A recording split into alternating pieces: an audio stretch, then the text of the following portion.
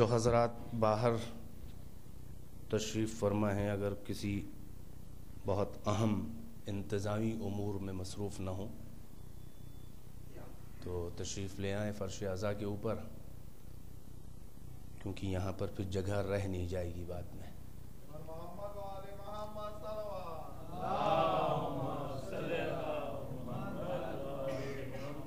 رحم اللہ من قرأ الفاتحہ۔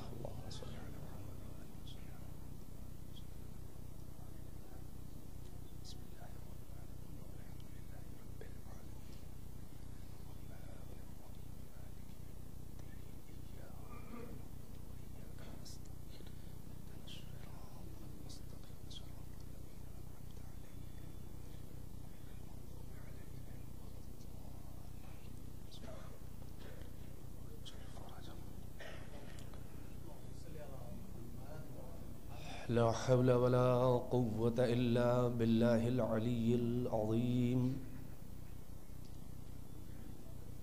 حسبنا الله ونعم الوكيل، نعم المولى ونعم النصير۔ أعوذ بالله السميع العليم من الشيطان اللعين الرجيم۔ بسم الله الرحمن الرحيم۔ الحمد لله الذي جعل مقام شيعة الحق عليا وصيرهم لخليله إبراهيم في ذلك الاسم سميا، الذي بعدا فلا يرى وقربا فشهد النجوى،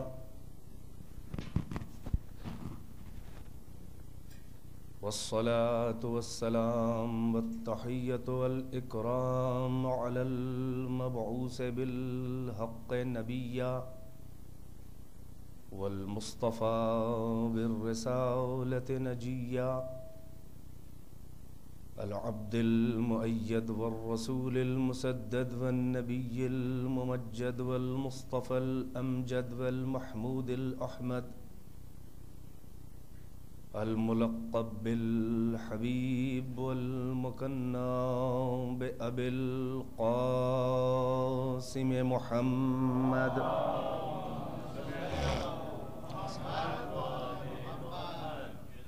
وآله الطيبين الطاهرين المعصومين، أعلام الورى ومصابيح الدجى وأمان لأهل الثرى، الذين أذهب الله عنهم الرجس وطهرهم تطهيرا،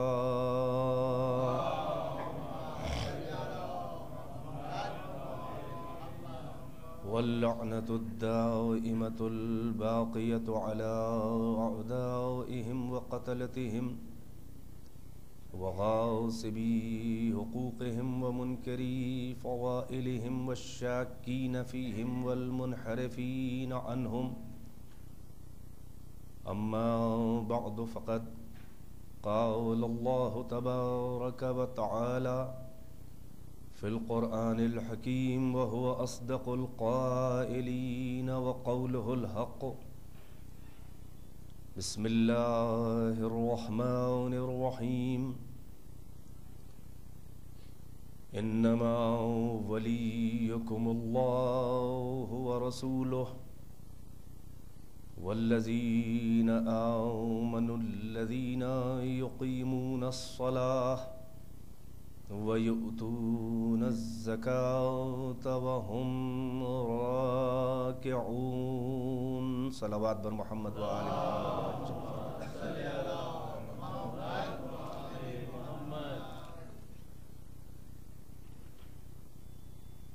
سلسلہ خمسہ مجالس جس کی پہلی نشست میں اور پہلی مجلس میں آپ حضرات کی خدمات عالیات میں حاضر ہوں، میں نے خمسہ مجالس اس عنوان سے کہا ہے کہ مجھے 4 دنوں میں 5 مجلسیں اس امام بارگاہ میں اس منبر سے آپ کی خدمت میں پیش کرنی ہے، تو ایک ہی موضوع ہوگا، لہٰذا یہ اس کو حسن اتفاق کہیں یا آپ کا حسن عقیدت کہیں کہ آپ نے 4 دن کے لیے بلایا تھا مگر گنتی 5 ہی پہ پوری ہوگی جا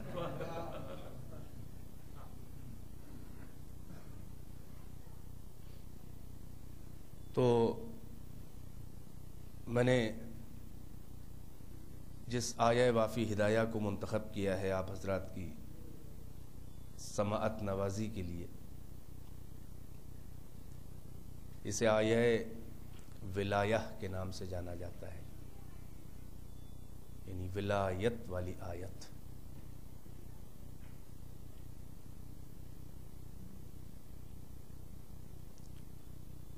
ارشاد حضرت احدیت ہے اس میں، خداوند عالم ان تمام مومنین بلکہ ان انسانوں کو مخاطب کر کے فرما رہا ہے کہ جو اپنے اختیار سے اللہ کی ولایت اور سرپرستی کو تسلیم کرتے ہیں،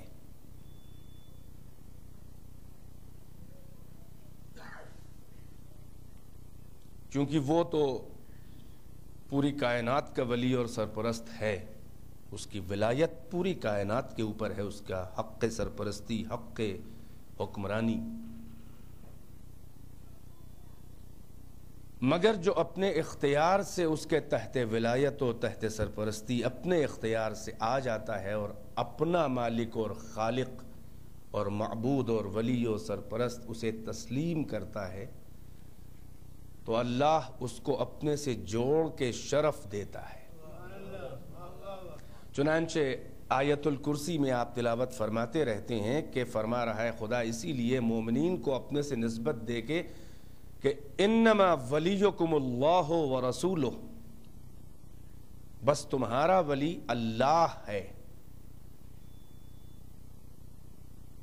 یہاں پر اس آیت میں عام خطاب ہے کہ تمہارا ولی اللہ ہے، مگر جب مومنین کو شرف دینا ہوا تو آیت الکرسی میں فرمایا کہ اللہ ولی الذین آمنوا، اللہ ولی ہے ان کا کہ جو ایمان لے آئے، سرنڈر ہوئے اس کی بارگاہ میں، سراپا تسلیم عبودیت اور تسلیم بندگی انہوں نے اس کی بارگاہ اقدس میں اس پر بھروسہ اور اس پہ توکل کر کے بندگی میں قدم رکھ کے سپردگی کی منزل میں آنا چاہتے ہیں۔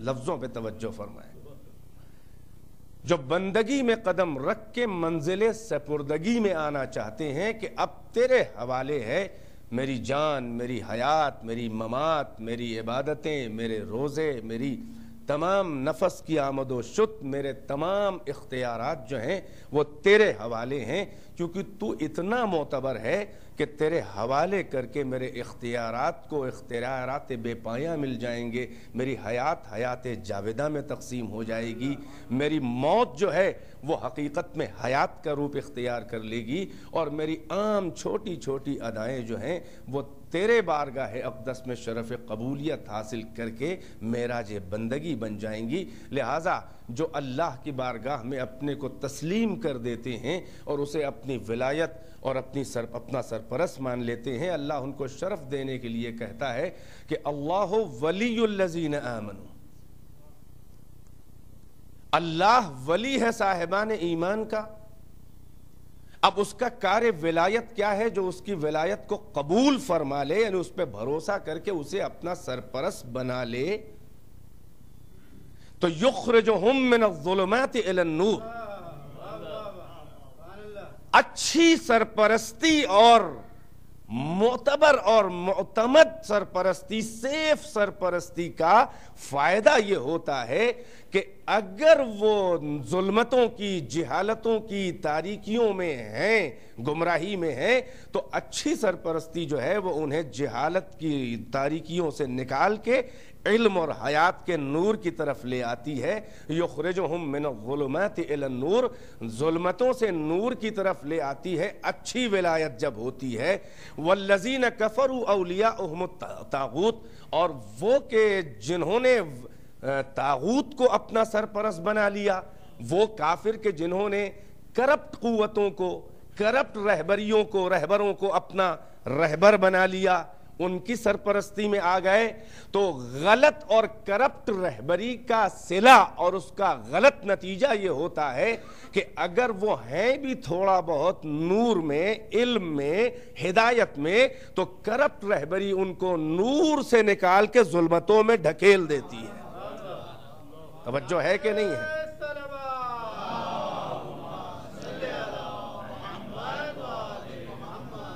والذین کفروا اولیاءہم الطاغوت, وہ جو کافر ہیں ان کے طاغوت جو ہیں, وہ شیطان و شیطانی قوتیں جو ہیں, وہ ان کی سرپرست ہیں, ان کے ولی ہیں. یخرجہم من النور الی الظلمات, اگر وہ ہوں بھی نور میں تو غلط رہبری ان کو نور سے اور ظلمت میں لے جا کے ڈھکیل دیتی ہے. اولئک اصحاب النار, یہی صاحبان نار ہیں, ہم فیہا خالدون, اور غلط رہبری کے چکر میں پڑھ کے یہ ہمیشہ جہنم میں رہیں گے. توجہ ہے کہ نہیں ہے؟ تو اب خدا بند عالم اپنی ولایت کو بتا رہا ہے کہ تمہارا کون کون ولی اور سرپرست ہے. انما ولیکم اللہ, بس تمہارا ولی اور سرپرست اللہ ہے. والذین ورسولہ, اور اس کا رسول تمہارا ولی و سرپرست ہے. والذین آمنوا, اور ایسے صاحبان ایمان تمہارے ولی و سرپرست ہیں. الذین یقیمون الصلاۃ, کہ جو اقامہ صلاح کرتے ہیں, نمازوں کو برپا کرتے ہیں.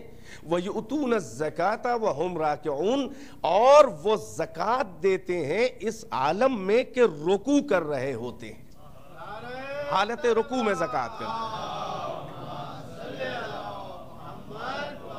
ذرا ایک مل جل کے بلند آواز سے صلوات پڑھیں.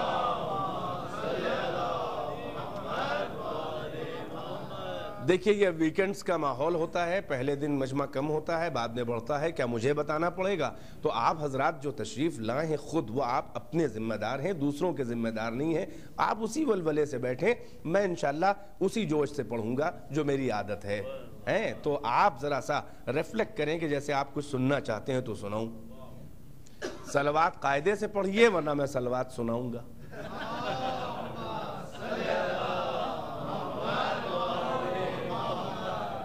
ایک اور مل جل کے صلوات معذرت چاہیے.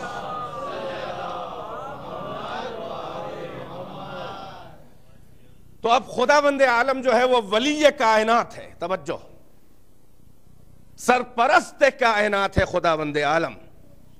کوئی قبول کرے نہ کرے اس کی ولایت و سرپرستی کو, وہ طوعاً و کرہن, جبرن یا اختیارن, وہ ولی کائنات ہے. وجہ یہ ہے کہ کائنات کو اس نے پیدا کیا ہے. بھائی توجہ کا تعلیم ہو, کسی سے پوچھ کے وہ کسی کا ولی نہیں بننے والا ہے, اس لیے کہ کسی کے منتخب کرنے سے, کسی کے الیکشن سے وہ منتخب نمائندہ نہیں ہے کسی کا. لہٰذا اسے یہ پوچھنے کی ضرورت نہیں ہے کہ کون مجھے مانتا ہے اور کون نہیں مانتا ہے. وہ ولی کائنات ہے, وہ کوئی مانے یا اسے نہ مانے. بھائی توجہ کا تعلیم ہوں, وہ ساری کائنات کا ولی ہے. ہاں اختیار انسان کو یہ دے رہا ہے کہ میں نے تجھ پر بھروسہ کیا ہے, میں نے تجھ پر اعتبار کیا ہے, اس لیے اختیار دیا ہے. وجہ یہ ہے کہ میں نے ساری کائنات میں کسی مخلوق کو بھی اتنا منہ نہیں لگایا ہے کہ اسے امتحان کے لائق سمجھتا. بھائی توجہ ہے کہ نہیں ہے؟ میں نے کائنات میں کسی شے کو اختیار ہی نہیں دیا ہے, اسے منہ ہی نہیں لگایا ہے. تجھے لائق امتحان سمجھا, اپنے شرف کو پہچان, یوں نہ مان مجھے, میری ولایت کو تو تسلیم کرے گا, مگر دیکھ کہ میں نے تجھے کیا کیا صلاحیتیں دی ہیں اور کتنا بلند میں نے تجھے بنایا ہے. بھائی توجہ ہے کہ نہیں ہے؟ یہ ساری کائنات جو ہے وہ میں نے اختیار اسے نہیں دیا ہے. میں نے فرشتوں کو عقل دی ہے اور خواہشات نفسانی نہیں دیے. میں نے حیوانوں کو خواہشات کا, نفسانیت کا ابال دیا, مگر انہیں عقل نہیں دی. بھئی یہ سب تو ایلیمنٹری باتیں ہیں جو آپ کے ذہن میں ماشاءاللہ تعلیمات دین کے حوالے سے بیٹھی ہوئی ہیں کہ دو طرح کی مخلوقات آپ دیکھ لیں، وہاں عقل ہے، اختیار کیوں نہیں ہے؟ اس کو ڈیفائن کرنا چاہ رہا ہوں کہ عقل ہے، خواہشات نفسانی نہیں ہے، بہکانے کی صلاحیت ہی نہیں ہے۔ تو جہاں عقل ہے اور بہکانے کی صلاحیت نہیں ہے، اس کا امتحان کیا لے اللہ؟ جب بہکانے ہی کی صلاحیت نہیں ہے تو امتحان کیسا؟ بیدار ہے کہ نہیں ہے؟ اور جب امتحان نہیں لینا ہے تو اختیار کیسا؟ اس لیے کہ امتحان جب لینا ہوتا ہے تبھی اختیار دیا جاتا ہے، جب امتحان نہیں لینا ہے تو اختیار کیسا؟ اختیار مانگتا ہے امتحان، اگر امتحان لینا ہو تو اختیار ہوگا۔ اب عقل تو ہے مگر شناخت خوب و بد تو ہے، خیر و شر کی شناخت تو ہے، حق و باطل کی شناخت تو ہے، فرشتوں میں عقل ہے، مگر حق سے ہٹنے کی صلاحیت ہی نہیں ہے ان کے اندر۔ میرے لفظوں پہ غور کریں آپ کہ ان میں گناہ کی صلاحیت ہی نہیں ہے۔ بیدار ہے کہ نہیں ہے؟ اگر فرشتے نے گناہ نہ کیا تو کیا بڑا کمال ہے، اس لیے کہ جو نہ آشنائے لذت گناہ ہے، جس کو لذت گناہی کا اندازہ نہیں ہے، اختیار ہی نہیں ہے، تو امتحان کیسا؟ امتحان نہیں ہے تو اختیار کیسا؟ لہذا وہاں عقل دی ہے مگر جذبات کا ابال نہیں ہے، تو کہا اختیار لے کے کیا کرو گے؟ تمیز تو ہے تمہیں خوب و بد کی، مگر امتحان ہمیں تمہارا نہیں لینا ہے، لہذا اختیار کیسا؟ حیوان میں خواہشات نفسانی ہے مگر عقل نہیں ہے۔ وہ عقل جو پروفٹ کا درجہ رکھتی ہے، وہ جو حجت باطن ہے اللہ کی طرف سے، وہ ایک جو پیغمبر لگا ہوا ہے عقل، وہ اس میں ہے ہی نہیں، فقط خواہشات نفسانی ہے۔ تو خواہشات نفسانی تو ہے مگر اچھائی اور برائی کی صلاحیت ان میں نہیں ہے۔ تو جب صلاحیت اچھائی برائی کی نہیں ہے تو امتحان اللہ کاہے کا لے؟ جب اچھے کو اچھا نہیں سمجھتا، برے کو برا نہیں جانتا، تو اسے امتحان دے کے کیا کرے گا؟ بھائی توجہ، یہ فقط انسان ہے جو مخلوق برزخی ہے، یعنی درمیان کی مخلوق ہے۔ ایک طرف اس میں فرشتوں والی عقل اور ملکوتیت پائی جا رہی ہے، ایک طرف اس میں حیوانوں کی حیوانیت اور شہوانیت کا ابال پایا جا رہا ہے۔ دونوں اللہ نے صلاحیتیں جمع کر دی ہیں، ایک پست ترین صلاحیت ہے، ایک بلند ترین صلاحیت ہے۔ اس شعلہ و شبنم کو وجود انسانی میں اللہ نے یکجا کر دیا ہے، شعلہ و شبنم کو ایک ساتھ جمع کر دیا ہے۔ یہی تو متضاد صفتیں ہیں جو شرف انسانی کے لیے سند بننے والی ہیں کہ دونوں طرح کی اس کے اندر صلاحیتیں اللہ نے رکھ دی ہیں، یعنی عقل انسانی، خوب اور بد کی شناخت، جذبات کا اور حیوانیت کا ابال، خواہشات نفسانی، وہ ادھر کھینچے لے رہی ہے یا ادھر، دونوں صلاحیتیں اس میں موجود ہیں۔ بقول غالب کے کہ ایمان مجھے روکے ہے تو کھینچے ہے مجھے کفر۔ ایمان مجھے میں نے عرض کیا میں اشعار کی بیساکھی سے مجلس نہیں چلاتا، لیکن ایسا بھی نہیں ہے کہ اتنا بھی بد ذوق نہیں ہو کہ کبھی کبھی ایک شعر نہ پڑھوں، وہ بھی اساتذہ کا، اپنی طرف سے ٹھونس ٹھانس کے نہیں، اساتذہ کا شعر سن تو توجہ ہے۔ ماشاءاللہ یہاں صاحبان علم ہے اور صاحبان مطالعہ اور ذوق ادب رکھنے والے ہیں کہ ایک طرف خواہشات نفسانی، نفس امارہ ابال ہے جذبات کا، ہر آن وہ ہمیں بہکا رہا ہے، اور ایک طرف جو ہے وہ صفت ملکوتیت یعنی وہ عقل ہے کہ جو خود بخود کار پیغمبری کر رہی ہے، بغیر کسی وحی و بغیر کسی رسول و بغیر کسی کتاب و بغیر کسی نبی کے آئے بہت سی باتیں عقل بتا رہی ہے ہمیں۔ تو ایمان مجھے روکے ہے تو کھینچے ہے مجھے کفر، کعبہ میرے پیچھے ہے کلیسا میرے آگے۔ ایک صلوات پر محمد و آل محمد کے اوپر۔ تو اب یہ عقل جو اللہ نے انسان کو دی ہے تو خواہشات نفسانی ساتھ میں دیے ہیں، اور دونوں کو جمع کر کے یہی امتحان لیا ہے کہ دیکھیں تم حیوانیت کے تقاضوں پہ عمل کرتے ہو یا عقل کے تقاضوں پر۔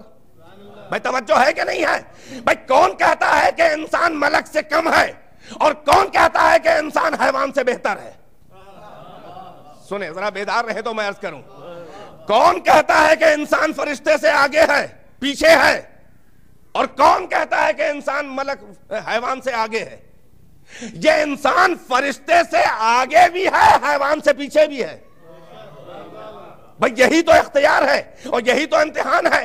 اگر حیوانیت پہ اوپر عمل کرو گے، اگر شیطنت پہ عمل کرو گے، اگر طاغوت کا کہنا مانو گے، اگر جذبات کے ابال میں بہہ جاؤ گے تو حیوان سے بدتر ہو. وجہ یہ ہے کہ اگر وہ حیوان ہو کے حیوانیت دکھا رہا ہے تو کون سی بری بات ہے؟ تمہارے اندر عقل ہے اور ویسے نظر آ رہے ہو، لہذا بے عقل کے جو جیسا نظر آئے، با عقل اگر ویسا نظر آئے تو وہ ویسا نہیں ہے، اس سے بدتر ہے. توجہ کا تعلیم ہو. اسی لیے خالق نے ہم سے کہہ دیا کہ ہم کل انعام بل ہم اضل، یہ حیوانوں کے مانند ہیں بلکہ اس سے بھی گمراہ ہیں. وجہ یہ ہے کہ ان کے پاس عقل ہو کے وہ کر رہے ہیں کہ جو حیوان کرتا ہے، بلکہ جو حیوان بھی نہیں کر پاتا، شرمسار ہو جائے، وہ یہ کر رہے ہیں. تو چاہو اگر تقاضائے شہوانیت پہ عمل کرو تو حیوان سے بدتر، اور اگر عقل و روحانیت پہ عمل کرو تو فرشتے سے آگے. یہ تمہارا حق ہے. وجہ یہ ہے کہ جو لذت گناہ سے آشنا نہیں ہے، جہاں کوئی بہکانے ہی والا نہیں ہے، اگر وہ سجدے کرتا رہے تو کیا بڑی بات ہے. تو حیوانیت کے جنبے کو رکھتے ہوئے ہر طرف جذبات اور خواہشات نفسانی کے ابال ہیں. ارے فضا میں رنگ نہیں ہے، نظر میں رنگینی ہے. تیرے اندر ایسے جذبات کے ابال ہم نے پیدا کیے ہیں کہ صحرا پہ نظر ڈالتا ہے تو چمک نظر آتی ہے، بے رنگ فضاؤں پہ نظر ڈالتا ہے تو پردہائے فضا جو ہے وہ رنگین نظر آتے ہیں. کسی آواز کو تیرا ذوق نغمگی جو ہے وہ موسیقی میں تبدیل کر لیتا ہے. تو جب چاہتا ہے اپنے لیے گلشن آراستہ کر لیتا ہے.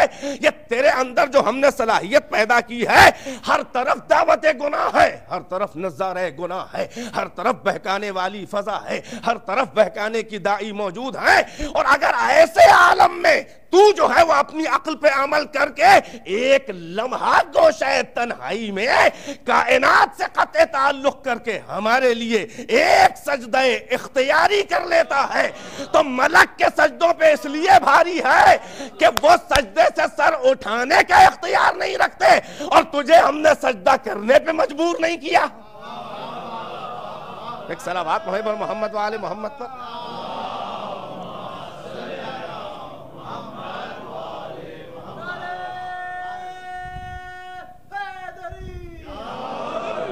تو یہ انسان حیوان سے بدتر بھی ہے اور فرشتوں سے آگے بھی ہے. یہ تیرا حق ہے. بھئی یہی تو سبب ہے کہ جہاں ملک نہ پہنچ پائے وہاں انسان پہنچا. انسان ہی پہنچا، انسان ہی تھا وہ بھی. اب سمجھ میں آیا کہ انسانیت کے پیکر میں کیوں اللہ نے بھیجا. توجہ ہے کہ نہیں ہے کہ کوئی یہ نہ کہے کہ ہم کہاں فرشتہ کہاں. سچ پوچھئے تو ہم میں سے کوئی اگر کہا جائے کہ فرشتہ، تمام تعریفیں آپ سمجھ لے کرنے کے بعد آپ کہیں کہ مختصر یہ سمجھ لے کہ وہ اتنے اچھے ہیں کہ فرشتہ ہیں، اور وہ خوش ہو جائیں گے. تو ٹھیک ہے، وہ اپنے کو دیکھ کے تو خوش ہو جائیں گے کہ کہاں میں، کیونکہ بعض خلوتوں کے گناہ جس کا شاہد نہیں ہے مجمع،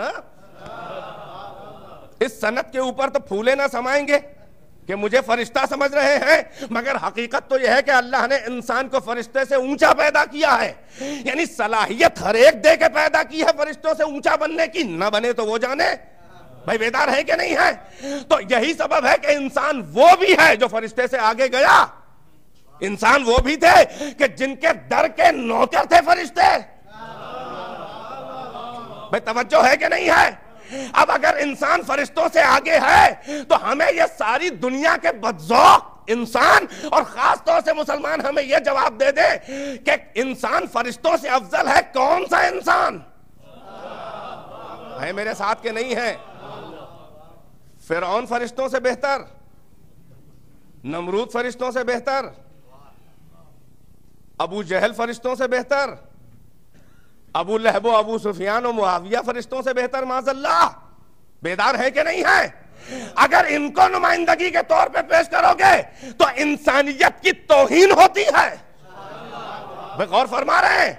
اب عزت انسانیت بچانی ہے تو ان کے در پہ آنا پڑے گا کہ فرشتے سجدہ چھوڑ کے جن کے گھر کی نوکری کرتے ہیں. ایک صلوات محمد وآل محمد.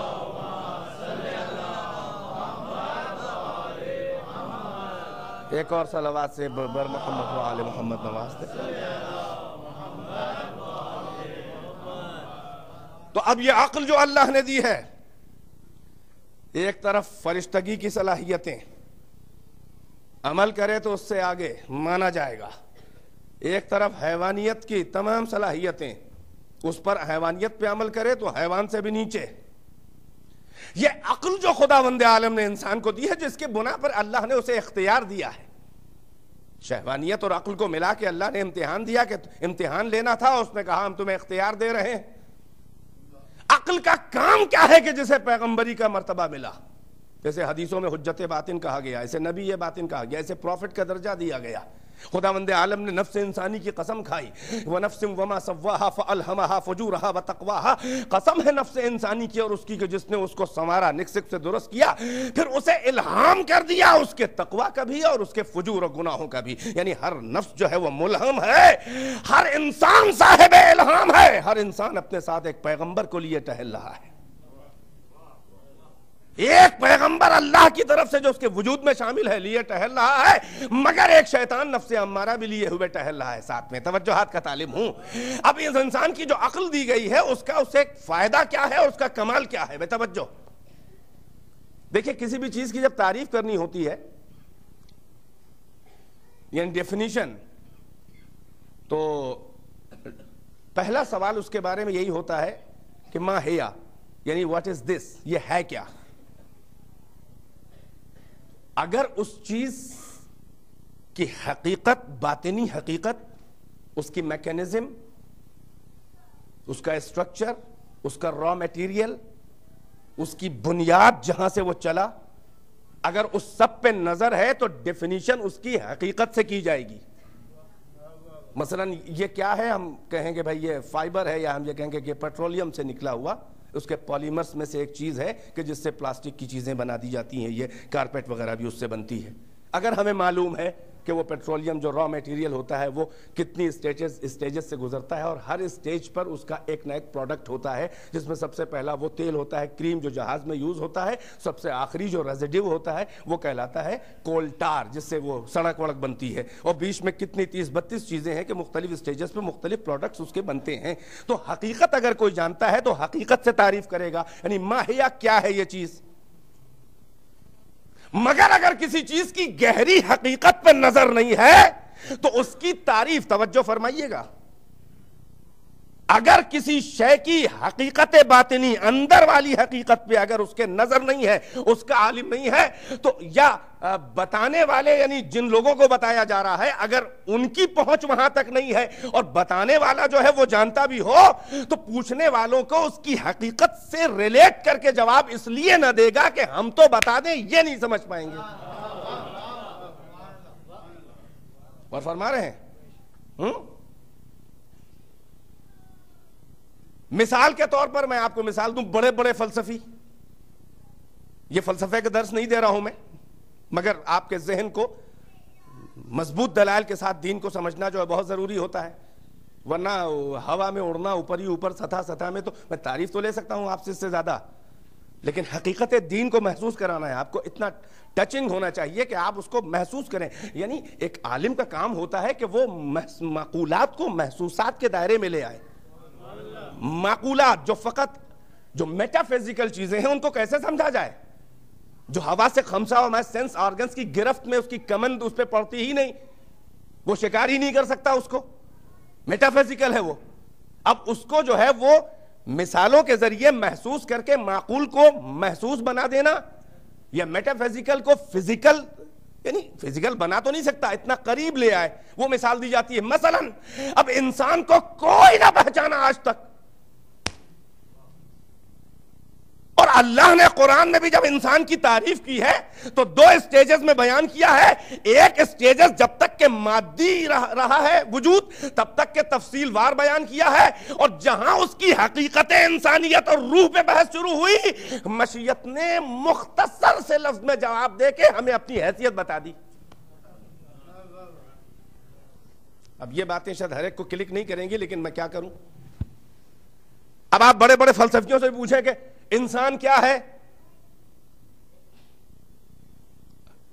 افلاطون کا درس ہو رہا ہے اور تمام اس کے شاگرد، جس میں ایرسٹوٹل جو سب سے بڑا فلسفی پیدا ہوا اس دور کا، افلاطون کے شاگردوں میں وہ بھی ہے جسے ارسطاطالیس کہتے ہیں، یونانی زبان میں ہم لوگ ارسطو کہتے ہیں جس کو، ایرسٹوٹل انگلش میں اس کا نام لکھا ہوا ہے۔ افلاطون درس دے رہے ہیں اور انسان کی تعریف پہ افلاطون کا درس چل رہا ہے۔ افلاطون کا درس انسان کی تعریف پہ چل رہا ہے، یعنی خود اپنے بارے میں، کائنات کے بارے میں بتا رہے ہیں بہت کچھ، اب اپنے بارے میں بول رہے ہیں۔ یعنی کریٹر اور کریشن یہی تو الہیات کا موضوع ہے نا، یہی تو تھیولوجی کا موضوع ہے نا۔ تو کریشن پہ بول رہے ہیں آئے دن، اب انسان پہ بول رہے ہیں، کہنے لگے انسان کیا ہے؟ تو شاگردوں میں درس دے رہے ہیں، کہنے لگے انسان وہ ہے کہ جو ایک ایسا الانسان حیوان متحرک بالارادہ، انسان ایک ایسا حیوان ہے کہ جو اپنے اختیار اور اپنے ارادے سے حرکت کرتا ہے، جدھر چاہتا ہے چلا جاتا ہے۔ سب نے سنا، ہضم کر لیا ہوگا، ارسطو سے ہضم نہیں ہوا، چلے گئے، اگلے دن آئے اور آنے سے پہلے ایک بگلا اس کے ہاتھ پڑ گیا، ایک پرندہ بگلا سفید سفید جو دریا کے کنارے مچھلی لمبی چونچ والا، اس کو پکڑ کے آبا میں اپنی چھپا کے لایا، درس شروع ہوا۔ انہوں نے کنٹینیو کیا اور انہوں نے کہا کہ کل میں نے یہاں پہ روکا تھا بات کہ الانسان و حیوان متحرک بالارادہ، انسان ایک ایسا حیوان ہے جو اپنے ارادے سے حرکت کرتا ہے۔ تو اب اس کے آگے بول نہیں چلے تھے اور اس نے ابا سے بگلا نکالا، کہنے لگا ایھا الناس ھذا انسان و افلاطون، لوگوں یہ افلاطون والا یہ انسان ہے، یہ بھی جو ہے وہ ایک حیوان ہے اور اپنے ارادے سے جہاں چاہتا ہے چلتا ہے، لو چھوڑتا ہوں، لو دیکھ لو۔ افلاطون استاد، اور یہ لڑکا ابھی 14 18 15 سال کا۔ ظاہر ہے کہ علمی مسئلہ ہے اور یہاں پر غصہ ہونے سے کوئی فائدہ نہیں ہے۔ اکثر لوگ جو ہیں وہ جب علمی میدان میں زیر ہونے لگتے ہیں تو بزرگی کا غرہ دکھا کے بچوں کو چپ کرنا چاہتے ہیں۔ وہ عالم نہیں ہوتے ہیں، وہ عالم نما شبیہ العلماء ہوتے ہیں، جیسے شبیہ تابوت ہوتی ہے، اندر جنازہ نہیں ہوتا۔ سننا چاہیے اور جواب دینا چاہیے، اور اگر دلیل کٹ رہی ہے تو سرنڈر ہونا چاہیے، اور صحیح عمدہ بات ہے تو مان لینا چاہیے۔ تو اب اس نے افلاطون نے کہا کہ آپ کی کیا رائے ہے، کیا تعریف انسان ہے؟ تو ارسطو نے فوراً کہا کہ میں یہاں تک پہنچا ہوں کہ الانسان حیوان ناطق، انسان حیوان ناطق، بولنے والا نہیں، یہ ناطق نہیں ہے، وہ نفس ناطقہ، یعنی کیا؟ Man is a intellectual animal, reasoning animal. Intellect سے تعریف کی اس نے، بھائی توجہ ہے کہ نہیں ہے؟ مگر میں جو بات لے کے چلا تھا وہ یہ کہ دیکھیے حقیقت انسان سے اس نے تعریف نہیں بتائی، ڈیفینیشن نہیں بتائی۔ وجہ یہ ہے کہ حقیقت انسان پہ کسی کی نظر ہی نہیں ہے۔ حقیقت انسان وہ بتائے یا جس نے پیدا کیا ہے یا جس کے سامنے پیدا ہوئے یہ کائنات۔ ایک صلوات پڑھے بر محمد و آل محمد کے اوپر۔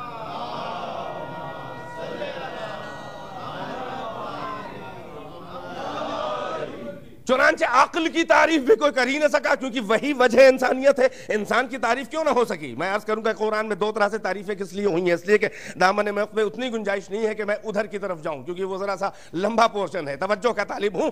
جب عقل کی تعریف کے بارے میں پوچھا گیا تو عقل یا روح، ان کی تعریفیں آپ کو نہیں ملیں گی، حتیٰ کہ اللہ نے بھی اپنے کلام میں عقل کی اور روح کی تعریف نہیں کی ہے۔ آئندہ آئے گا انشاءاللہ، بہت سے مہرمان سخن کے ذہن میں وہ آیتیں ہوں گی اور مطالب ہوں گے۔ عقل کی تعریف تو بھائی جس شے کی حقیقت نہ اگر معلوم ہو، یا بتانے والا اس لیے نہیں بتا رہا ہے کہ پوچھنے والے نہیں سمجھ پائیں گے، تو کبھی کبھی جب حقیقت نہ معلوم ہو یا نہ بتانے کے لائق ہو تو اس شے کی حقیقت نہیں بیان کی جاتی، بلکہ اس کے ایفیکٹس اور اس کے اثرات اور اس کے فنکشنز بتائے جاتے ہیں۔ غور کر رہے ہیں کہ نہیں کر رہے ہیں؟ جیسے گلاس کی حقیقت کوئی نہ جانے، شیشے کا گلاس رکھا ہو، یہ نہ جانتا ہو کہ سلیکان سے بنا ہے، وہ کون کون سا اس میں مادہ میٹر ہے، کون کون سے ایلیمنٹس ہیں، تو وہ یہ کہے گا بھائی گلاس وہ ذرا سا گول سا لمبا سا جس میں مثلا پانی پیا جاتا ہے، کوئی مشروب کوئی بھی ڈرنک اس میں پیا جاتا ہے، اس طرح کا گلاس ہوتا ہے، تو سمجھ جائے گا۔ جیسے شکل دکھا کے بچوں کو شروع میں سکھایا جاتا ہے، شکلیں فیگرز دکھا کے ہوتا ہے کہ نہیں ہوتا ہے؟ تو اب فنکشن سے تعریف، اس کے کام سے تعریف، اس کے مصرف سے تعریف، اس کے اثرات سے تعریف، اس کے ایفیکٹ سے اس کی ڈیفینیشن بیان کی جاتی ہے. بھائی توجہ. تو اب عقل کے بارے میں سوالات ہزاروں آپ کو ملیں گے اور احادیث میں ملیں گے اور ائمہ سے پوچھے گئے ہیں، عقل کل سے پوچھے گئے ہیں، جو عقل کل ہے ان سے پوچھے گئے ہیں. اب ایک سوال بتا رہا ہوں، یعنی عقل انسانی کا جو شرف ہے اور کام کیا ہے، یعنی جس کی وجہ سے فرشتے کے لیے بھی یہ مسجود بن گیا اور فرشتوں سے بھی اس کو بلند مانا گیا ہے، اس کا سبب کیا ہے؟ امام جعفر صادق علیہ السلام، امام جعفر صادق علیہ السلام سے پوچھا گیا کہ مولا عقل کی تعریف کیا ہے، عقل کیا چیز ہے؟ تو آپ نے کہا کہ تم کیا سمجھتے ہو کہ عقل کی تعریف کیا ہے؟ تو اس صحابی نے، اس آپ کے شاگرد نے کہا کہ میں تو عقل کی تعریف سمجھتا ہوں کہ عقل وہ چیز ہے کہ جو اچھے اور برے کے درمیان تمیز کرے، فرق کرے، ڈسٹنگوش کر لے کہ یہ اچھا ہے، یہ برا ہے، یہ اچھی چیز ہے، یہ بری چیز ہے، یہ عقل کی تعریف ہے. تو آپ نے کہا کہ کیا بڑا کام ہے عقل کا جو تم نے بتایا ہے. بھائی اتنا کام تو حیوان بھی کر لیتا ہے.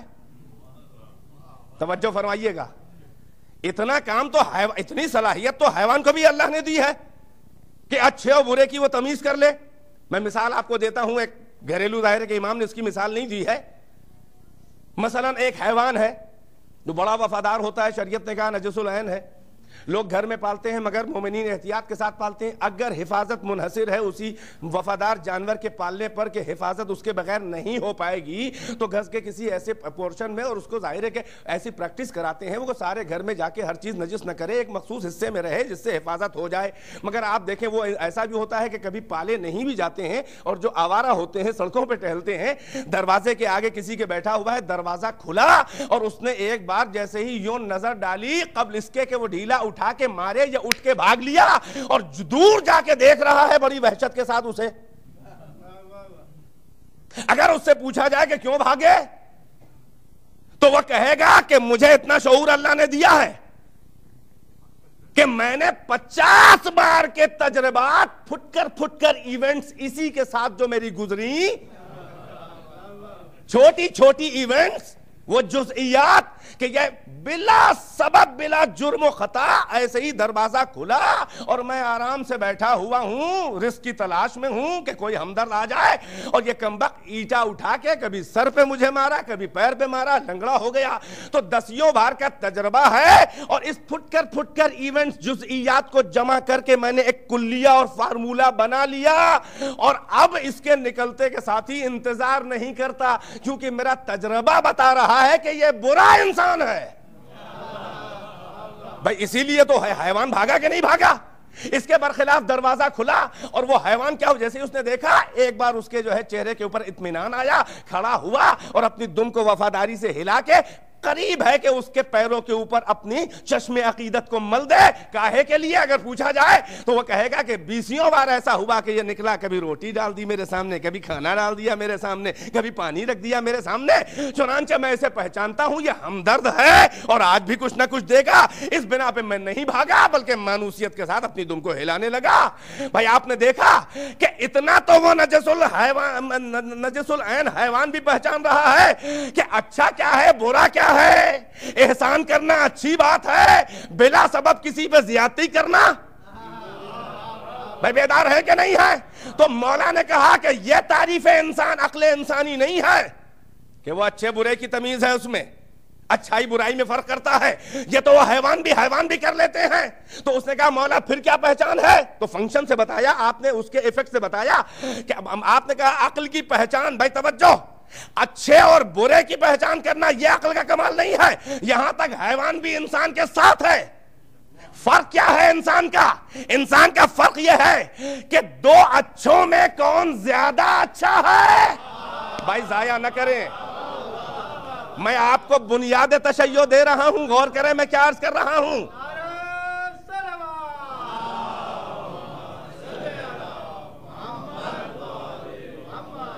کام عقل کا یہ ہے کہ 2 اچھوں میں کون زیادہ اچھا ہے، یہ پہچانے کہ کون زیادہ اچھا ہے تمام اچھوں میں، اور 2 برے لوگوں میں، 2 کرپٹ لوگوں میں کون کم کرپٹ ہے، کون زیادہ ہے خراب.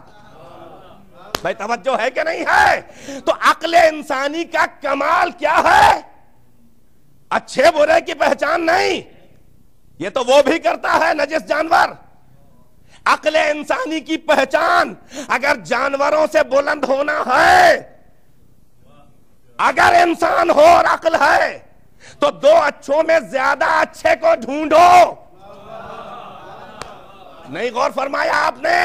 اما ہم نے مانا کہ وہ بھی اچھے تھے، بھائی مان لیا ہم نے کہ وہ بھی اچھے تھے، ارے ہم نے تسلیم کیا کہ وہ بھی اچھے تھے، ہمیں اس سے مطلب نہیں ہے۔ اگر انسان ہو اور عقل ہے تو تمہیں خالی اچھا نہیں دیکھنا ہے، سب سے اچھا جو ہو اس کے ساتھ آنا ہے۔ صلوات بر محمد و آل محمد کی۔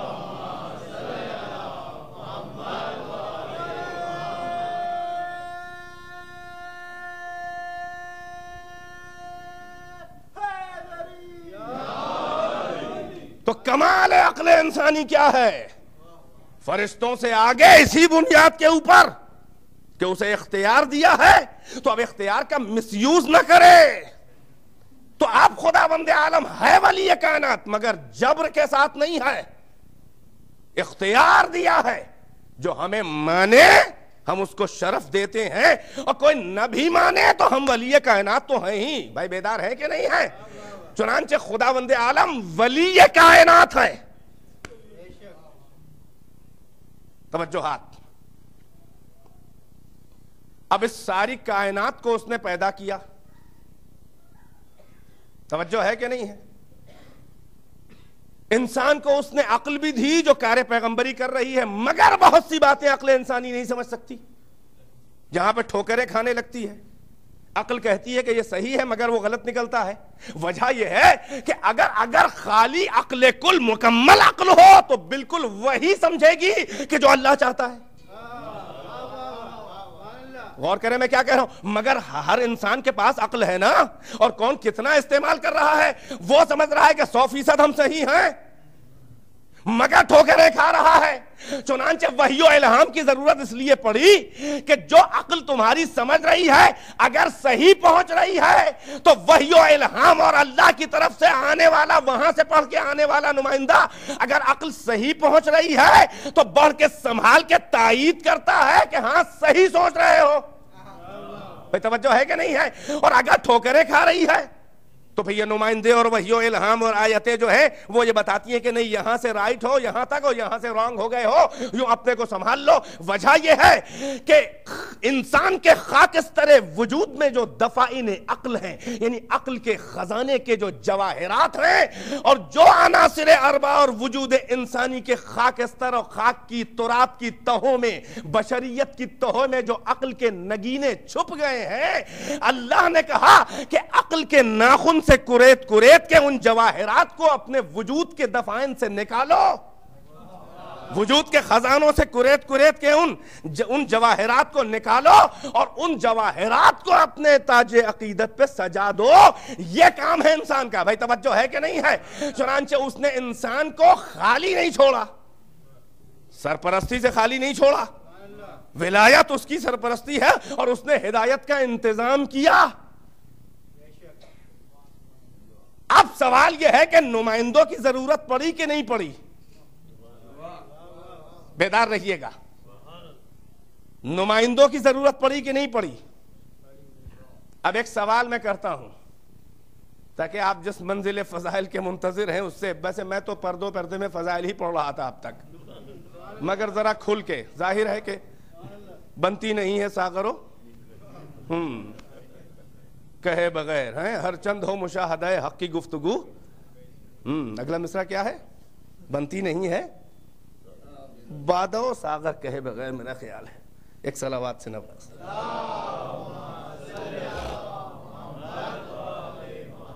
ویسی صلوات پڑھیں جیسے مجھے یہ ہمت افزائی ہو کہ اس موضوع کو مجھے کنٹینیو کرنا چاہیے کہ نہیں۔ اب یہاں سے آپ کی بڑی خاص لطافتیں، یہ ظاہر ہے کہ میں نے آپ کے تمہیدی مراحل سے گزارا ہے اور آپ کے ذہنوں کو مربوط کیا ہے تاکہ اگلے مضامین کو آپ ہضم کر سکیں، کیونکہ اپنا ماحول لوگ بنا کے جاتے ہیں کسی کی تاریخ پہ زیادہ دلچسپی ہے تو وہ تاریخ انڈیل دیتا ہے، کوئی علم فلسفہ و کلام پہ زیادہ نظر ہے تو وہ اسے انڈیل دیتا ہے۔ میدوں کو لوگ دیکھتے نہیں ہیں کون کتنا ہضم کر رہا ہے، ممبر کی چیزیں کتابوں پہ لکھنے لگتے ہیں لوگ تو انداز تقریر کتاب میں ہو جاتا ہے، اور کتابوں کی چیز ممبر پہ بولتے ہیں تو لگتا ہے ممبر پہ تصنیف لکھی جا رہی ہے۔ یہ سب بھی ہم ہی لوگوں کو ہونا چاہیے۔ ایک صلوات پر محمد و آل محمد۔ ایک ذرا سا ایک غدیری لہجے کی صلوات جو یہاں کی پہچان ہے۔ اب یہاں سے آپ بالکل کنیکٹ ہو جائیں، بے توجہ ادارے جعفریہ کا مجمع، توجہ کا طالب ہوں۔ اب نمائندگی کی ضرورت بنی، خداوند عالم نے انسان کو تمام طبقات موجودات سے افضل بنا کر اور اختیار و عقل دے کر مگر شاہراہ حیات کے اوپر انسان کو تنہا نہیں چھوڑا، اور اس نے نمائندوں کا سلسلہ اپنی طرف سے شروع کیا تاکہ عقل کو سہارا دینے کے لیے آ جائیں اور شہوانیت کے برے نتائج سے انسان کو آگاہ کرنے کے لیے، اللہ کے پیغام کو پہنچانے کے لیے آ جائے۔ چنانچہ نمائندگی کا سلسلہ شروع ہوا۔ اب ہمیں یہ بتائیے، ایک سوال ہے کہ اللہ کا نمائندہ ہو تو کس معیار پہ ہو، یعنی کون نمائندہ اللہ کا بنے؟ بھائی توجہ ہے کہ نہیں ہے؟ تو اب ظاہر ہے کہ بشر کی ہدایت کے لیے بشر ہی میں نمونہ اللہ نے بنایا، نمائندے بشریت میں بنائے، مگر جس کو چاہے بنا دے تو پھر کوئی وجہ فضیلت و شرف ہی نہ رہ جائے، اس لیے کہ عام آدمی کہے گا کہ بھائی اس کا اختیار ہے، بغیر کسی معیار و کرائٹیرین کے بنا دیا، بھائی انہیں بنا دیا، وہ بن گئے، ہمیں بناتا، ہم بن جاتے، ہم نہیں بنے، ہماری کیا غلطی ہے؟ وہ ہم سے اونچا کہاں سے ہو جائے گا؟ جو پبلک الیکشن کا معاملہ ہے کہ جو پبلک سے چن کے آیا، اس نے پہلے دن یہی تو کہا کہ لوگوں تم پر مجھے کوئی شرف ورف نہیں ہے، اور کان کھول کے سن لو کہ میرے پیچھے بھی ایک شیطان لگا رہتا ہے جو مجھے اکثر بہکا دیتا ہے، جب میں سیدھا چلوں تو میرے پیچھے چلنا، جب میں ٹیڑھا ہو جاؤں تو مجھے سیدھا کر دینا۔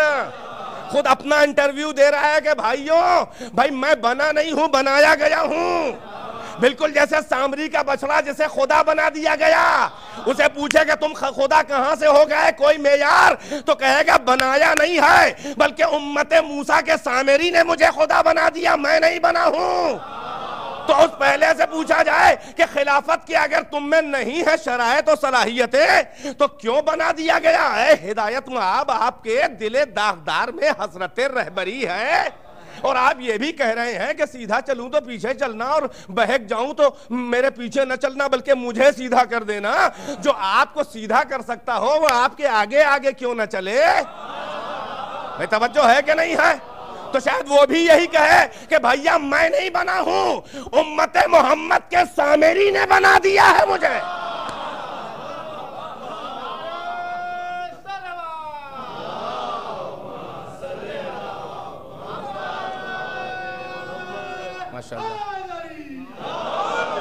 تو اب نمائندہ خدا کون ہو؟ توجہ، اس عالم بشریت کی ہدایت کے لیے نمائندہ خدا، نمائندگی کا کوئی معیار اور کوئی کرائٹیرین ہونا چاہیے۔ اب میں یہاں سے ایک دعویٰ کر رہا ہوں، اس کا جواب، اور یہیں پہ مجلس تمام ہوگی۔ توجہات، بہت خاص توجہات چاہیے آپ کی۔ کون نمائندگی یہ خدا کے لائق ہے اس کائنات میں، جو ساری کائنات کے انسان اولین و آخرین پر اللہ کا نمائندہ ہو؟ تو اب یاد رکھیے، ایک میرا دعویٰ ہے، پھر اس کی دلیل، کہ کوئی بھی بشر، ظاہر ہے کہ جو نمائندہ خدا ہوگا، رسالت اور نبوت کے ٹائٹل سے 100% اللہ کا نمائندہ نہیں ہو سکتا، نہ کوئی نبی نہ کوئی رسول۔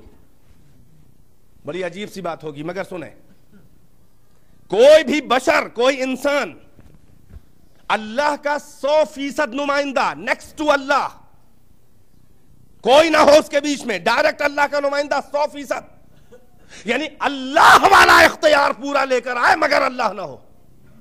غور کریں جملوں پہ میں کیا عرض کر رہا ہوں۔ 100% نمائندہ وہ ہوگا کہ جو پورا اللہ والا اختیار لے کر آئے مگر اللہ نہ ہو۔ اب بھی نہیں غور کیا آپ نے؟ ہر اختیار اللہ والا، ہر ادا اللہ والی ہو مگر اللہ نہ ہو۔ فرق کیسے ہوگا؟ اس کی ادائیں بتائیں کہ اللہ ہے، بھائی توجہ ہے کہ نہیں ہے؟ اس کے معجزات بتائیں کہ اللہ ہے، اس کا سجدہ بتائیں کہ اللہ نہیں ہے، بندہ ہے۔ پہنچے ذہن کے نہیں پہنچے؟ تو 100% نمائندہ کون ہوگا؟ کوئی نبوت کے عہدے سے اللہ کا 100% نمائندہ نہیں ہوتا، کوئی رسالت کے عہدے سے اللہ کا 100% نمائندہ نہیں ہوتا. وجہ بتائیں کیوں؟ سن لے ذرا سا، شاید کوئی نئی بات ہو. وجہ یہ ہے کہ نمائندہ 100% وہی ہوگا جو وہ عہدہ لے کر آئے جو اللہ والا ہے. ماشاءاللہ ذہین مجمع میرا بعض لوگ پہنچ رہے ہیں. کیا کہنا ہے؟ بہت سے لوگ پہنچتے ہیں لیکن کچھ لوگ بہت زیادہ سنجیدہ ہوتے ہیں، باہر بولتے ہیں فرش اعضاء پہ اور سنجیدہ ہو جاتے ہیں. اسے سنجیدگی نہیں کہتے، یہ ادب بزم کے خلاف ہے. یہاں چیخ کے صلوات پڑھیے، وہاں بالکل نہ بولیے. ایک صلوات پر محمد و آل محمد. 100% اللہ کا نمائندہ بھائی رسالت کے ٹائٹل سے نہیں ہوگا. کوئی بھی رسول رسالت کے عہدے اور ٹائٹل سے اللہ کا 100% نمائندہ نہیں ہے. کوئی بھی نبی نبوت کے ٹائٹل سے لفظوں پہ غور کیجئے، یوں ہی نہیں بول رہا ہوں کیونکہ بات خطرناک ہے، لہذا بڑی احتیاط. رسالت کے ٹائٹل سے کوئی بھی بشر اللہ کا 100% نمائندہ نہیں ہو سکتا، نبوت کے ٹائٹل سے نہیں ہو سکتا. وجہ بتائیں کیا ہے؟ اللہ رسول نہیں ہے کہ کوئی رسول اس کا نمائندہ ہو 100%. اب بھی نہیں کلک کیا آپ کو. اللہ رسول نہیں ہے، اللہ جسے چاہتا ہے رسول بنا دیتا ہے. اللہ یعلم حیث یجعل رسالتہ، اللہ جانتا ہے کہ اپنے منصب رسالت کو کہاں رکھے. رسالت اللہ کا اپنا منصب نہیں ہے. رسول ہونا اللہ کی توہین ہے، نبی ہونا اللہ کی توہین ہے. بھائی بیدار ہے کہ نہیں ہے؟ تو رسالت اللہ کا اپنا خاص منصب نہیں ہے، اللہ کا اپنا نجی منصب نہیں ہے، عہدہ نہیں ہے. وہ جسے چاہتا ہے بنا دیتا ہے. وہ رسول نہیں ہے، وہ نبی نہیں ہے. بھائی توجہ. مگر جو اللہ رسول اور نبی نہیں ہے وہ اللہ ولی کائنات ہے. ذرا میرے ساتھ آئے تو مزہ آئے گا.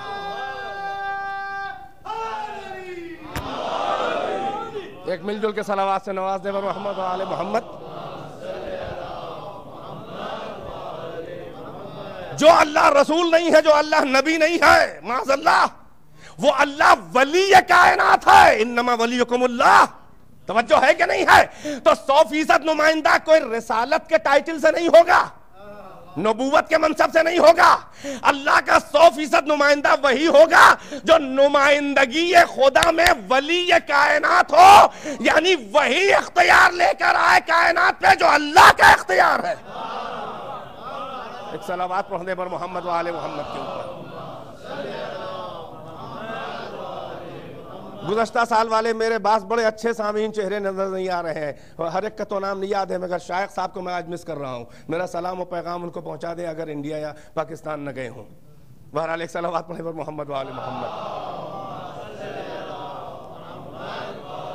تو جو اللہ ولی ہے وہ اللہ رسول و نبی نہیں ہے. بھائی توجہ. کیونکہ رسالت اس کا اپنا منصب نہیں ہے، نبوت اس کا اپنا عہدہ نہیں ہے. توجہ. ولایت اس کا اپنا عہدہ ہے. بیدار ہے کہ نہیں ہے؟ بھائی یہی سبب ہے، ضائع نہ جائے، کہ جب رسالت کا اعلان کرانا ہوا، چاہے نبیوں رسولوں کے سردار کی رسالت کا اعلان، چونکہ رسالت اس کا اپنا عہدہ نہیں ہے، جب رسالت کا اعلان کرانا ہوا تو کیونکہ اپنا منصب نہیں ہے، بلا کے حکم نہیں دیا ہے، بلکہ وحی کے ذریعے کام چلا لیا گیا. سنبھالے تو آگے بڑھوں، اس کو سنبھالے تو آگے بڑھوں. رسالت اس کا اپنا عہدہ نہیں ہے، لہذا رسالت کے اعلان کے لیے اللہ نے زحمت سفر رسول کو نہیں دی ہے. یہ میرا اپنا عہدہ نہیں ہے کہ جو آپ کو بلا کے دوں. خلوتوں کی ضرورت نہیں ہے، غار حرا کی خلوت کافی ہے، پیغام رسانی سے کام چلا لیا جائے گا. آپ وہیں رہیے، مجھے اپنا منصب نہیں دینا ہے. وہی بھیج دوں گا. اقرا بسم ربک الذی خلق، خلق الانسان من علق. اقرا وربک الاکرم الذی علم بالقلم علم الانسان ما لم یعلم. یہ وحی اول ہے سورہ اقرا کی اتنی آیتیں تو غار حرا میں ہے، رسالت کا اعلان ہے. اللہ نے بلایا نہیں ہے اس لیے کہ یہ اللہ کا اپنا منصب نہیں ہے. بھائی توجہ. مگر ولایت کیونکہ اللہ کا اپنا منصب ہے، جب اعلان ولایت کا حکم دینا ہوا تو وہی سے کام نہ چلا، بلکہ جبرائیل کو نامحرم بنا کے الگ کر دیا اور معراج کی خلوتوں میں بلا کے دیا اپنا عہدہ.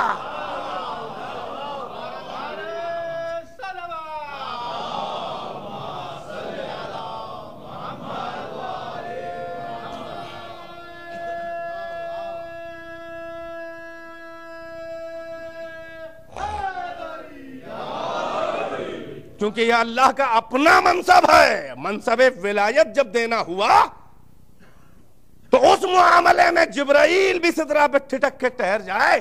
اگر اس خلوت معراج کے معاملہ ولایت پہ نظر ڈال دے سید الملک تو تارے نظر جل جائے. اس لیے کہ یہ محرمیت کا مسئلہ ہے, یہ رازداری کا مسئلہ ہے, یہ ولایت کا مسئلہ ہے. اب سمجھ میں آیا کہ رسالت میں تو وسیلہ ملک بن سکتا ہے مگر ولایت بلا فضل ہوتی ہے. کیا سن رہے ہیں آپ؟ توجہ ہے کہ نہیں ہے؟ ولایت بلا فضل ہے. وجہ کیا ہے؟ رسالت کا نتیجہ ہے قرآن. سن لیجئے آپ, رسالت کا نتیجہ ہے قرآن, ولایت کا نتیجہ ہے اطاعت. بھائی غور کریں, اب قرآن میں وسیلہ ہے, اطاعت میں وسیلہ نہیں ہے. اب بتاؤ کون زیادہ قریب ہے؟ وہاں پہ لائیے ذہن تو آگے بڑھوں. رسالت وسیلے سے ہے, قرآن نتیجہ ہے رسالت کا. اہل بیت ہے ولایت والے, بیدار ہیں کہ نہیں ہیں؟ قرآن میں وسیلہ بنایا گیا. ولایت علی اور اہل بیت میں بلا فصل ہے کوئی وسیلہ, وہ جبرائیل بھی نہیں ہے. اس کا مطلب یہ ہوا کہ قرآن سے زیادہ سیف ہے ولایت علی. نہیں ذہن پہنچے آپ کے, نہیں توجہ پہنچی تو بس ایک جملہ آپ کے ذہن کو اڑانے کے لیے لے چلتا ہوں. بھائی یہی سبب ہے کہ خود قرآن سے پوچھا کہ تو ہدایت کرتا ہے؟ کہا ہاں کرتا ہوں. کہا کہاں لے جاتا ہے؟ اپنے اوپر روکتا ہے یا آگے بڑھاتا ہے؟ کہا روک لوں گا تو میرا بھی بیڑا غرق ہے. میں ہدایت کرتا ہوں کائنات کی, اپنے تک لے آتا ہوں. اس کے بعد بھی کیا تیری ہدایت کا سفر ہے؟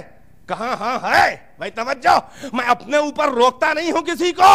اب خود قرآن سے پوچھا کہ کہاں لے جاتا ہے, کہاں گائیڈ کرتا ہے اپنے تک لا کے, تو قرآن میں خود قرآن نے اپنا رول بتایا کہ ان ھذا القرآن یہدی للتی ہی اقوم.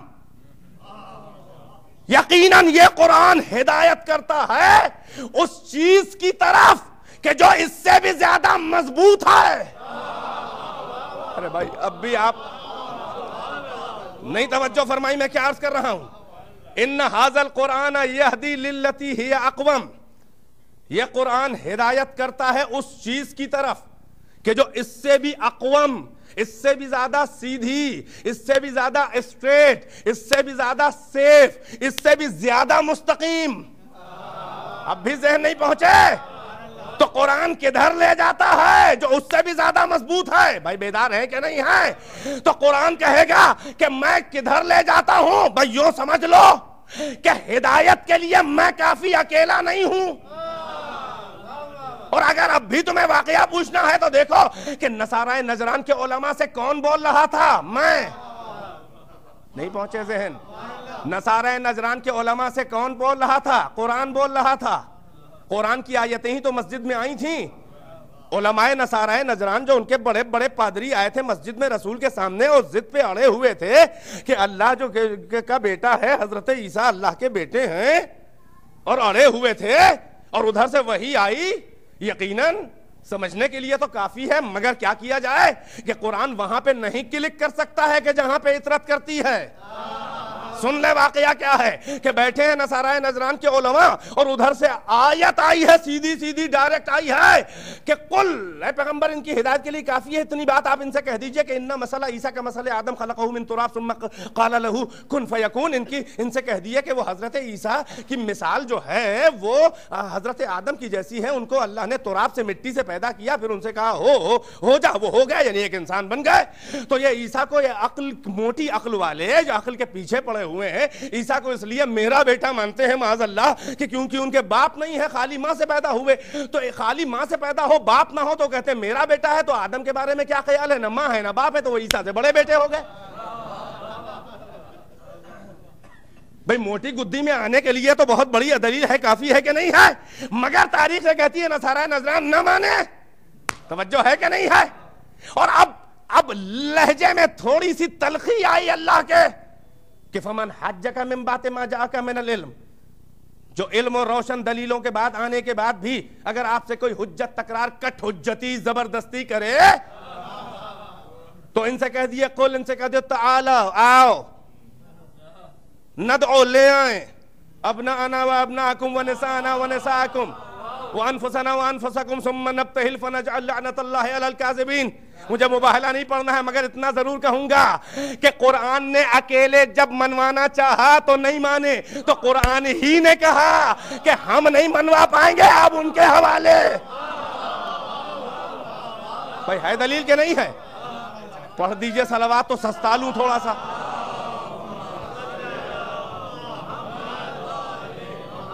برائے عظمت اہل بیت ایک اور صلوات۔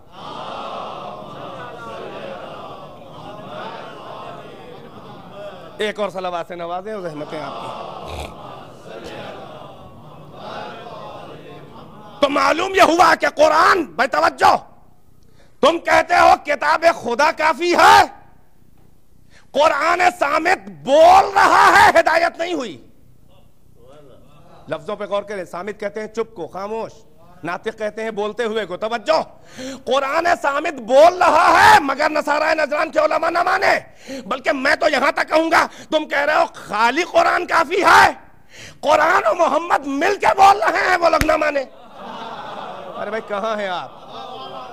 میں تو پہچانتا ہوں میں جملے کون سے بول رہا ہوں۔ آپ کی سماعتوں کا بھی امتحان ہو رہا ہے، ساتھ ہی ساتھ میری خطابت کا خالی نہیں ہو رہا ہے۔ ہم تو ڈھیٹ ہو چکے ہیں کتنے ملکوں میں پڑھ کے۔ بھائی توجہ ہے کہ نہیں ہے؟ آپ سنبھالے جملے تو عرض کروں۔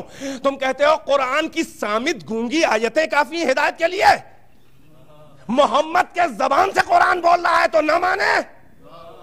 اب پوری مباہلہ نہیں، فقط اہل بیت آ کر بیٹھ گئے، ابھی بولے نہیں تھے۔ بھائی توجہ ہے کہ نہیں ہے؟ انہوں نے کہا ہم نہیں کریں گے ان سے مقابلہ، مباہلہ نہیں کریں گے۔ کیوں؟ قوم نے پوچھا کہا کے لیے رسوائی کر رہے ہو؟ کہا ہم ایسے چہرے دیکھ رہے ہیں سچے، ذرا انداز نشست تو دیکھو، نبیوں کی طرح بچے بیٹھے ہیں۔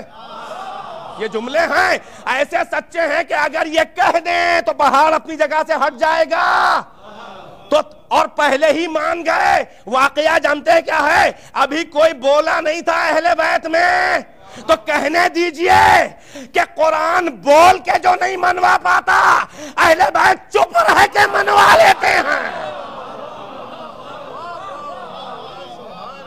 صلوات بر محمد و آل محمد کے اوپر۔ تو اب قرآن کدھر لے جاتا ہے؟ ان ھذا القرآن یہدی للتی ہی اقوم۔ قرآن ہدایت کرتا ہے مگر اپنے تک لا کے روکتا نہیں ہے، بلکہ گائیڈ کر دیتا ہے، رہنمائی کر دیتا ہے اس چیز کی طرف جو اس سے زیادہ قوی ہے۔ یعنی کیا؟ کہ قرآن ہدایت کرتا ہے ولایت علی کی طرف۔ ولایت علی، علم علی، قرآن صامت سے وجود علی معتبر ہے، زیادہ معتبر ہے۔ وجہ یہ ہے کہ قرآن پہ تو لوگوں نے شک کیا ہے مگر فضائل علی پہ یہودیوں نے بھی سرنڈر کیا ہے، عیسائیوں نے بھی مانا ہے۔ جنہوں نے قرآن کو اللہ کا کلام نہ مانا انہوں نے بھی علی کے کمالات کو مانا۔ یہودی رہ کے علی کے فضائل میں کتابیں لکھ گیا، عیسائی رہ کے جارج ارداخ کے جیسا علی کے فضائل میں کتابیں لکھ گیا۔ اس کا مطلب کیا ہے؟ کہ اسلام و قرآن سے زیادہ سیفسٹ ہے اہل بیت، ان سے زیادہ قوی ہے اہل بیت۔ ان تک آؤ تو اللہ بھی ملے گا، قرآن بھی ملے گا۔ اور قرآن تک کوئی آ جائے گا تو ہو سکتا ہے کہ قرآن میں الجھ کے رہ جائے، اہل بیت نہ مل پائیں۔ ایک صلوات پڑھیں بر محمد و آل محمد۔ بس عزیزو، دامن وقت کی گنجائش ختم ہو چکی ہے، انشاءاللہ کل بیان کنٹینیو ہوگا اور بھی مطالبہ حضرات مومنین کے محترم سماعتوں کی جو ضیافت مجھ سے ہو سکے گی میں کروں گا انشاءاللہ۔ ایک صلوات سے اور نوازی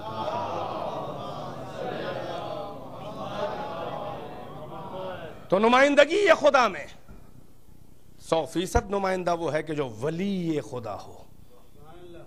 یہی سبب ہے کہ بغیر ولایت کے نبی نہیں بنتا، رسول نہیں بنتا۔ ولایت ضروری ہے، پہلے ہے، منصب ظاہری بعد میں ملتا ہے۔ 100% اللہ کا نمائندہ وہ ہوتا ہے کہ جو ولی کائنات ہو اور ڈائریکٹ ولی کائنات ہو. ظاہر ہے کہ مطالب پورے نہیں ہو سکتے، زحمتیں یہیں پہ ختم کر رہا ہوں. چنانچہ یہ وہ ہیں کہ جو اللہ کے ڈائریکٹ نمائندے ہیں، یہ براہ راست عطا ہے. قرآن وسیلوں سے عطا ہے. قرآن رسالت کے نتیجے میں ملی ہے. قرآن رسالت کے نتیجے میں ہے، اہل بیت محبت کے نتیجے میں.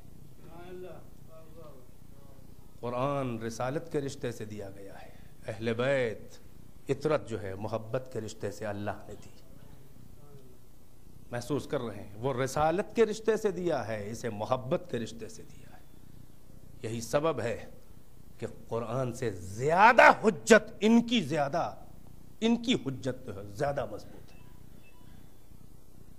اور کہیں یہ دونوں ایک ساتھ نظر آ جائیں، یہ تو ہمیشہ ایک ساتھ ہیں، مگر ایک ساتھ نظر آ جائیں. بس عزیزو، اگر اہل بیت قرآن سے زیادہ قوی نہ ہوتے تو نزول قرآن سے پہلے علی نے قرآن نہ پڑھا ہوتا. یہ بتانے کے لیے کہ جب محمد قرآن پڑھیں اور ان کا کلام اگر کوئی کہے بشر کا کلام، تو میں نزول سے 10 سال پہلے پڑھ کے بتا دوں گا کہ اگر ان کا کلام ہوتا تو میں پیدا ہوتے کے ساتھ ہی نہ پڑھتا. بس عزیزو، قرآن کو خود قرآن بنانے والے اور قرآن کی عزت بچانے والے یہ ہیں. یہی سبب ہے کہ باپ نے پیدا ہو کے قرآن پڑھا، عزت قرآن بچائی ہے. بیٹے نے نو کے نیزہ سے قرآن پڑھ کے بتایا کہ کلام بشر ہوتا تو گلا کٹ کے نہ پڑھتا میں. نہ یہ کلام بشر ہے اور نہ میں تمہارا جیسا بشر. نہ جانے کتنے فلسفے ہیں، نہ جانے کتنے اسباب ہیں، نہ جانے کیا کیا حکمتیں اور مصلحتیں ہیں. دشمن تو سمجھے تھے کہ بازار کوفہ و شام میں شہداء کے سر کو نیزوں پہ بلند کر کے ہم تشہیر کر رہے ہیں نبی زادیوں کی، اور اذیت کا سامان اذیت دے رہے ہیں. یعنی ستم ایجادوں کی کہ ظلم دیکھیں، ستم ایجادوں کے، یعنی ظلم کو ایجاد کرنے والے تھے یہ کم وقت. یعنی تصور بشریت میں جو ظلم کی قسمیں آ نہیں سکتی تھیں وہ آپ کو ملیں گی. تاریخ میں ہے کہ نبی زادیاں بے کجاوا اونٹوں کے اوپر بازاروں میں دھوپ میں بچے ساعتوں کھڑے ہیں، صدائے الاتش بچے بلند کر رہے ہیں، سکینہ رو رہی ہے. نبی زادیاں ایک تو اپنی بے پردگی سے پریشان ہیں، سروں کو جھکائے ہوئے ہیں، اور اس پر سے ظلم یہ ہے کہ سرہائے شہداء مختلف بازاروں میں ایسے تو رکھ دیے جاتے تھے صندوقوں میں، مگر مختلف بازاروں میں جہاں پر تشہیر عام کرنی ہوتی تھی اہل بیت اطہار کی، وہاں پر سروں کو نیزوں پہ بلند کر کے سواریوں کے ساتھ. اور ستم ایجادی کی انتہا یہ ہے، بربریت اور حیوانیت کی، اور یعنی دل اتنے پتھر تھے ان لعینوں کے کہ نبی زادیاں جب اونٹوں پہ سوار ہیں بے کجاوا، تو سر شہداء کا اس شہید کا سر کہ جس سے جس بی بی کا، جس اسیر کا بہت قریبی رشتہ ہوتا تھا، اس نیزے پر اس سر کو اس سواری کے قریب رکھا جاتا تھا تاکہ زیادہ سے زیادہ اذیت ہوتی رہے. آدھا تصور تو کرو کہ اصغر کا سر ہے اور قریب میں رباب کی سواری کے، اکبر کا سر ہے اور قریب میں لیلا کی سواری پہ ہے. ذرا تصور کرو، سر حسین ہے، کبھی زینب دیکھ رہی ہے، کبھی سکینہ دیکھ رہی ہے. ام فروہ کی سواری ہے اور قاسم کا سر ہے، اون و محمد کا سر ہے، مگر زینب دیکھ نہیں رہی ہے.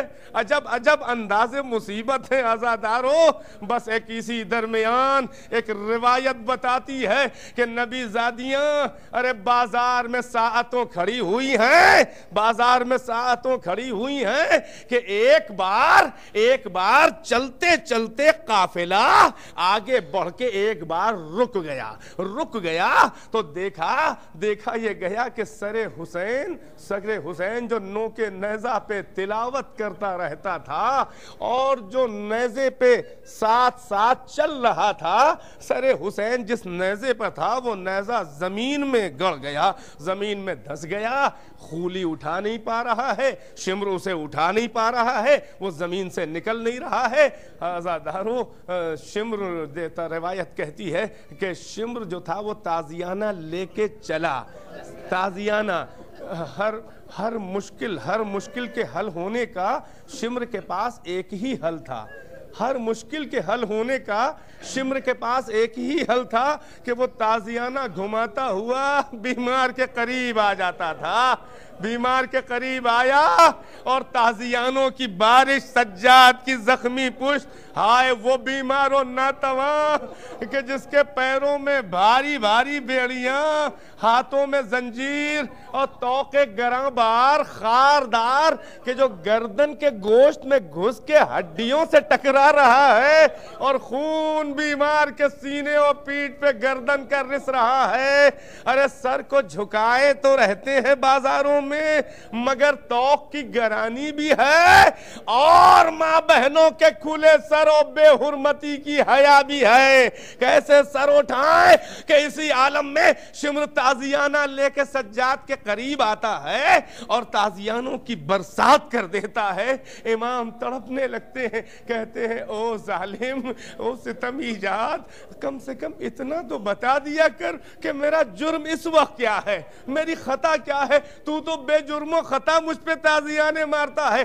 شمر نے کہا کہ سجاد، اے سجاد، تمہارے بابا کا سر جو ہے وہ جس نیزے پر ہے وہ زمین میں گڑ گیا ہے اور وہ اٹھائے نہیں اٹھ رہا ہے۔ سجاد اپنے بابا سے کہو آگے بڑھیں، ہمیں دیر ہو رہی ہے، ہتھکڑیاں سنبھالے۔ ارے نیزے کے قریب سجاد آئے، اے بابا، ارے حال تو آپ دیکھ رہے ہیں، ارے تازیانوں کی برسات، اے میرے بابا جلدی آگے بڑھ جائیے، یہ بازار کا منظر بھی ہے اور تازیانوں کی بارش بھی ہے۔ سر حسین سے آواز آئی، اے سجاد کیسے میں آگے بڑھ جاؤں؟ اے سجاد، ارے اپنے اونٹ سے سکینہ گر گئی ہے، قافلے سے پیچھے رہ گئی ہے، بس مجلس تمام ہے، دو فقرے۔ جناب زینب و سجاد جلدی جلدی قافلے سے پیچھے آئے، دیکھا دور سے ایک معظمہ گود میں ارے سکینہ کو لیے ہوئے، کبھی سینے سے چمٹاتی ہیں، کبھی سر سہلاتی ہیں، کبھی رخساروں پہ پیار کرتی ہیں، کبھی بال ہاتھوں سے سنوارتی ہیں۔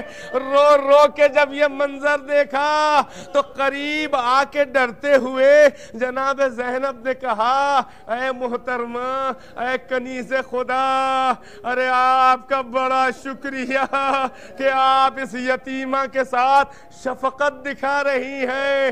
ارے جب سے اس کا باپ شہید ہوا، جب سے اس کا چچا مارا گیا، ارے کیسی شفقت، ارے اسے تو کوئی تماچا مار دیتا ہے، کوئی بے سبب نیزہ چبھو دیتا ہے۔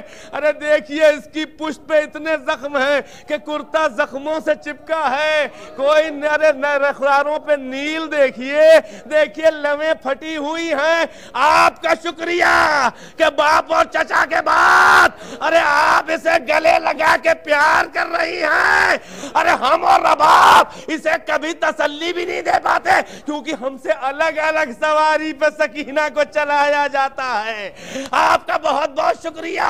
بس عزادارو، جیسے ہی زینب نے شکریہ کے کلمات کہے، ارے نقاب چہرے سے ہٹائی، اے زینب، ارے ماں کا شکریہ ادا کر رہی ہو۔ ارے زینب، ارے میں کہاں مزار میں ہوں، میں اپنے دل کے ٹکڑوں کے ساتھ ساتھ بازاروں میں ہوں زینب، مجھے جنت میں قرار نہیں ہے۔ تم اسیروں کے ساتھ، تیری ماں بھی کشاں کشاں ٹہل۔